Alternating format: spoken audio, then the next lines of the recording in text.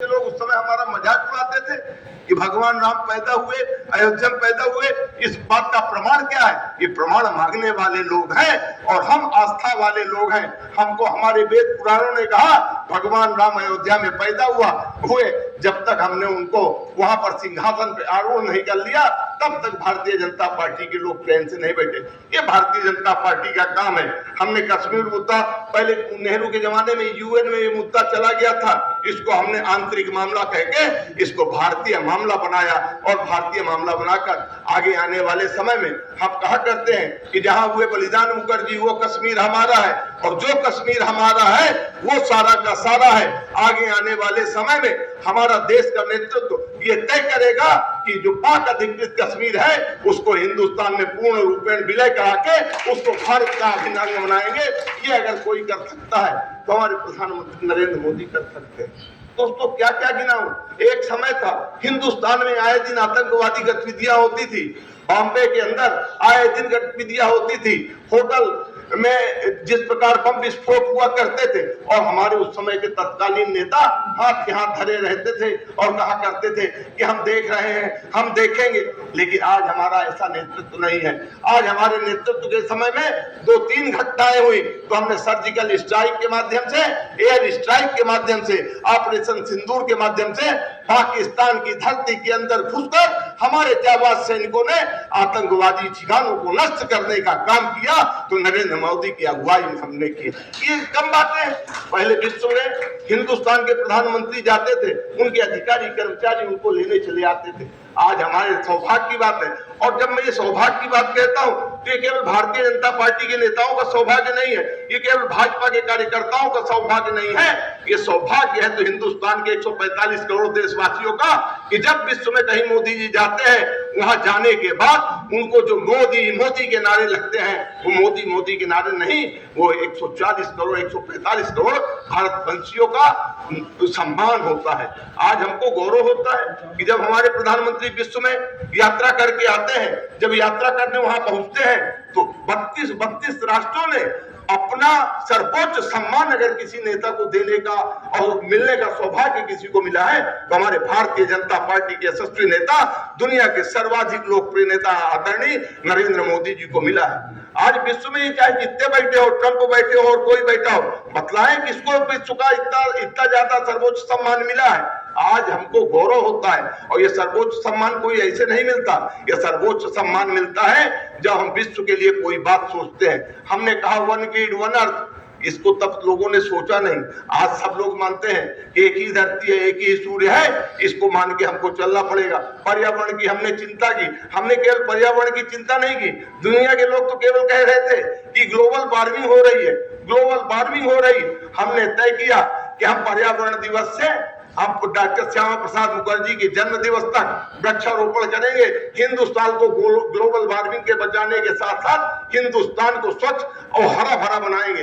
ये काम कौन करता है? हिंदुस्तान में बहुत सारे राजनीतिक दल हैं, ये काम अगर कोई करता है तो प्रधानमंत्री नरेंद्र मोदी के नेतृत्व में केवल भारतीय जनता पार्टी करता है। हमने स्वच्छता की बात की, जब लाल किले की प्राचीर थे, नरेंद्र मोदी ने कहा हम स्वच्छता करेंगे, तब लोग हंसी मजाक उड़ा रहे थे, ये स्वच्छता कोई काम होता है। लेकिन आज गर्व महसूस होता है कि स्वच्छता के उस मिशन को जब हम लेके चले, आज जब वो कचरा वाली गाड़ी आती है कि कचरा वाली गाड़ी आई, कचरा निकाल, 4-4 साल 5-5 साल के बच्चे थैली लेकर आते हैं और गाड़ी में कचरा देते हैं। ये उस बात का द्योतक है कि आगे आने वाले समय में स्वच्छ भारत भी होगा और स्वस्थ भारत भी होगा। और ये काम अगर किसी ने करके दिखाया तो प्रधानमंत्री नरेंद्र मोदी ने करके दिखाया। हमारी माताओं बहनों को इज्जत बचाने का काम अगर किसी ने किया तो प्रधानमंत्री नरेंद्र मोदी ने किया। 12 करोड़ शौचालय देकर, 12 करोड़ शौचालय, आप कल्पना करिए कि कोई छोटी बात है क्या? 12 करोड़ शौचालय बनाकर हिंदुस्तान की मातृ शक्तियों का सम्मान बढ़ाने का काम आदरणीय प्रधानमंत्री ने किया। हम लोग तो शुरू से कहते रहे कि किसानों की आय बढ़नी चाहिए। जब मध्य प्रदेश में पटवा जी की सरकार हुआ करती थी उस समय किसानों का कर्जा हमने 10,000 करोड़ रुपए का माफ किया था। आज भी आदरणीय प्रधानमंत्री के नेतृत्व में हम किसान सम्मान निधि देते हैं और मध्य प्रदेश की सरकार 6,000 वहां से मिलते हैं और 6,000 रुपए हमारी मध्य प्रदेश की सरकार देती है। हम किसानों के लिए हर संभव प्रयास कर रहे हैं। 77 में भाई साहब यहाँ बाण सागर का भूमि पूजन हुआ था। बाण सागर का भूमि पूजन हुआ। 80 में हमारी जनता पार्टी की सरकार चली गई, बाण सागर का काम ठप हो गया और बाण सागर का पैसा अटल बिहारी वाजपेयी की सरकार में मध्य प्रदेश को 1600 करोड़ मिले थे। उस समय मध्य प्रदेश में दिग्विजय की सरकार थी, दिग्विजय सिंह ने 1600 करोड़ को तिजोरी में बंद करके ताला मार दिया था। उस ताला को खोलने का काम अगर किसी ने किया तो हमारे तत्कालीन आज के कृषि मंत्री आदरणीय शिवराज सिंह के मुख्यमंत्रित्व काल में उस तिजोरी के ताले को खोला गया। उन्होंने तय किया कि 25 सितंबर पंडित दीनदयाल उपाध्याय जी की जयंती के दिन हम बाण सागर का लोकार्पण करेंगे और बाण सागर का लोकार्पण हो गया। कल्पना करिए अगर 30 साल पहले बाण सागर बन जाता। आज हमारे यहाँ भाई साहब आपको ये जानकर आश्चर्य होगा, रीवा को छोटा शहर लगता होगा, छोटा संभाग लगता होगा, लेकिन हिंदुस्तान में सबसे ज्यादा मोटरसाइकिलें अगर कहीं बिकती हैं तो रीवा में बिकती हैं। हिंदुस्तान में सबसे ज्यादा जेसीबी कहीं बिकती है तो रीवा में बिकती है। ये बात हम नहीं बोल रहे, ये देश के आंकड़े बतला रहे। इसका मतलब है कि हमारे यहाँ की कृषि उत्पादन क्षमता बढ़ी है, हमारे किसानों की आय बढ़ी है। जिसको हमने कहा है वो हमने किया है। इस प्रकार भारतीय जनता पार्टी लगातार काम कर रही है। दोस्तों क्या क्या गिनाऊं, मैंने आपसे पहले निवेदन किया, आजादी के बाद लगातार 50 वर्षों तक देश में कांग्रेस ने राज किया। पूरे देश में 74 एयरपोर्ट हुआ करते थे। हमने मात्र 12 साल में 74 एयरपोर्ट को बढ़ाकर 160 एयरपोर्ट बनाने का कीर्तिमान किसी ने किया तो भारतीय जनता पार्टी के लोगों ने किया। आज रीवा हवाई पट्टी हुआ करती थी, रीवा में एयरपोर्ट बनाने का काम हमारे बिंद के लाल आदरणीय राजेंद्र शुक्ला जी के नेतृत्व में हुआ। डॉक्टर मोहन यादव जी ने कहा कि इसकी लंबाई और बढ़ाइए, उसके लिए जितना पैसा लगेगा हम देंगे। उसका पैसा भी सैंक्शन हो गया। आगे आने वाले समय में बड़े बड़े जहाज हमारे रीवा की धरती में उतरेंगे। अभी अमित शाह जी भाई साहब आए थे, उन्होंने कहा कि आज हमको विलंब हुआ है, क्या हम लौट पाएंगे?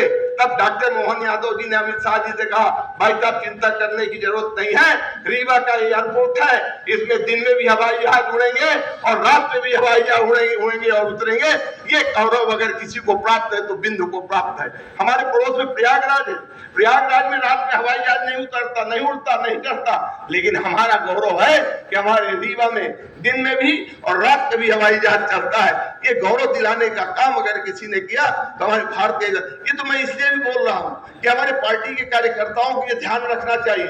जब कोई मिले और कोई कहे कि 12 साल में क्या हुआ, उनको ये बतलाना चाहिए हमने तो किया है, हम कटघरे में नहीं है, हमने कार्य किया है।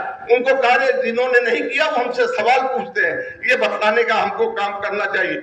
एक्सप्रेस वे में हम बात करते हैं तो कांग्रेस के 50 वर्षों में 1000 किलोमीटर एक्सप्रेस वे बनी, हमारे कालखंड में 1000 से बढ़कर 6700 किलोमीटर बनाने का गौरव अगर किसी ने किया तो प्रधानमंत्री नरेंद्र मोदी ने दिया है। और एक्सप्रेस वे भी कैसे 6 लेन 8 लेन।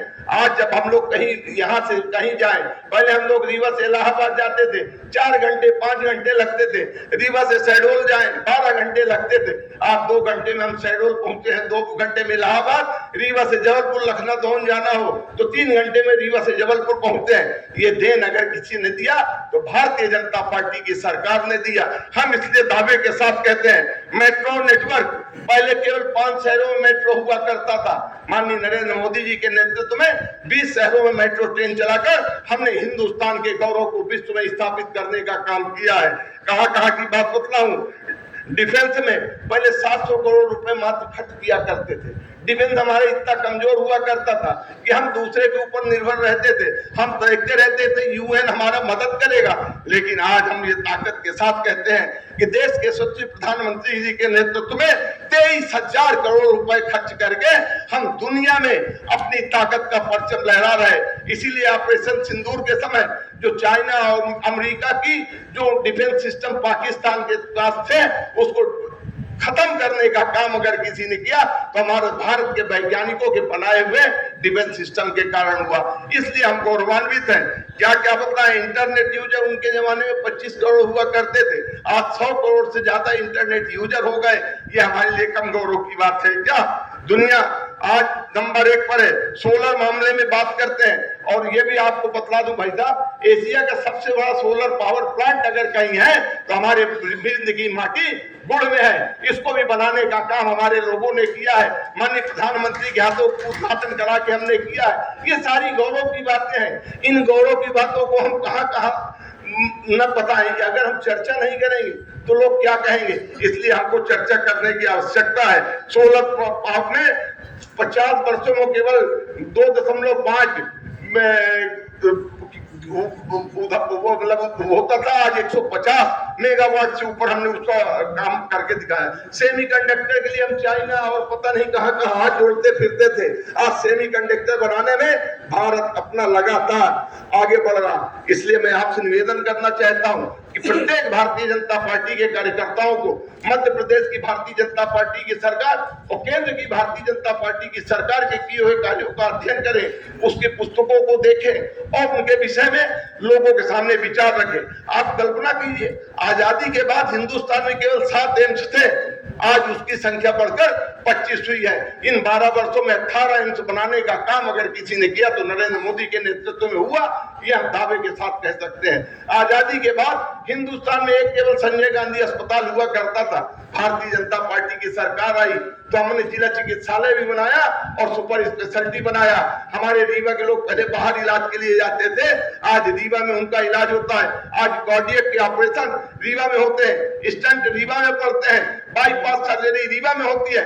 ये गौरव दिलाने का काम अगर किसी ने किया तो नरेंद्र मोदी जी के नेतृत्व में डॉक्टर मोहन यादव की अगुवाई में मध्य प्रदेश की सरकार और उप मुख्यमंत्री आदरणीय राजेंद्र शुक्ला के नेतृत्व में हुआ है। ये हम सबके लिए गौरव की बात है। IIT की बात करें, पहले 16 था, आज 23 है।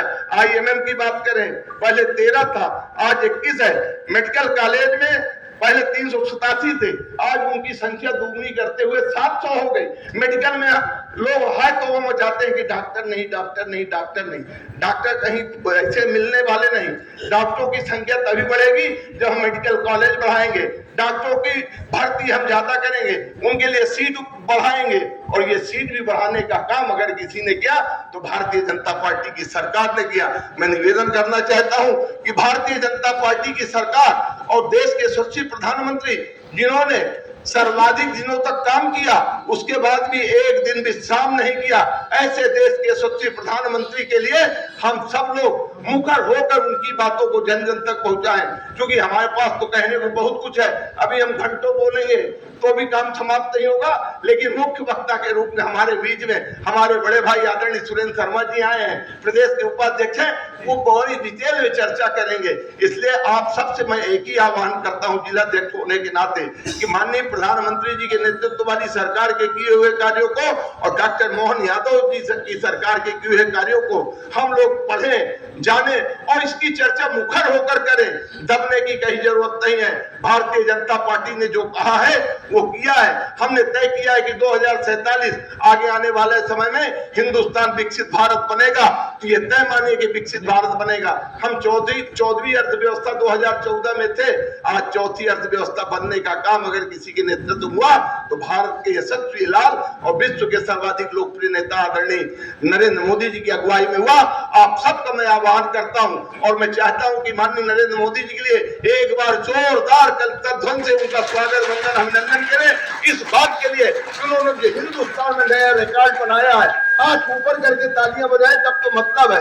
हाथ ऊपर करके तालियां बजाएं कि प्रधानमंत्री जी ने जो सर्वाधिक लोकप्रियता के साथ साथ बिना 1 मिनट बैठे हुए हिंदुस्तान की सेवा की है, भारत माता की सेवा की है, उनका हम हृदय से स्वागत वंदन अभिनंदन करते हैं। और ईश्वर से यही प्रार्थना करते हैं कि वो सताई हो, दीर्घायु हो, स्वस्थ रहे और हिंदुस्तान की लंबे समय तक सेवा करके भारत को विश्व गुरु बनाए।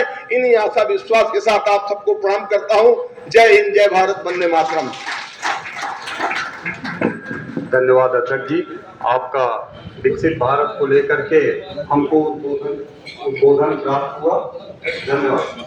अब मैं इसी क्रम में अगले वक्ता के रूप में हमारे मनगवा क्षेत्र के लोकप्रिय विधायक आदरणीय श्री नरेंद्र प्रजापति जी को आग्रह करता हूं कि वो आए और अपना उद्बोधन दें।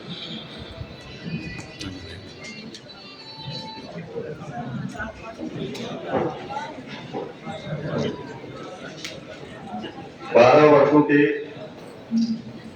पूर्णता पर देश के यशस्वी प्रधानमंत्री मोदी जी के